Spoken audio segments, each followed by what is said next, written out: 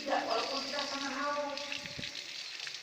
Karena itu adalah bukan minuman yang dapat menghilangkan rasa haus kita, dan bukan minuman yang kita sukai, dan bukan minuman yang kita inginkan. Itulah minuman yang diberikan oleh Allah. Wa ta'amun min ghislin. Minuman dari darah dan nanah. Pakaian surga juga pakaian azab.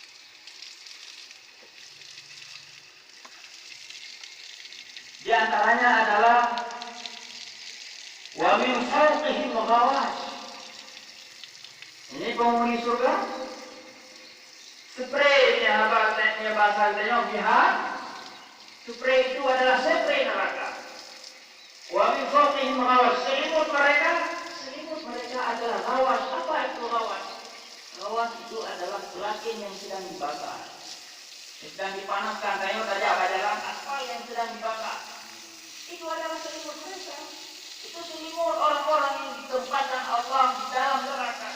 Dan panas demikian rupa, jangankan kena kulit manusia, pintu motor banyak gitu. Kena aspal panas. Itu adalah selimut orang-orang yang ingkar kepada Allah, orang yang enggan meninggalkan salat, orang yang meninggalkan salat, orang yang meninggalkan puasa, orang yang mencuri, orang yang menzalimi orang lain.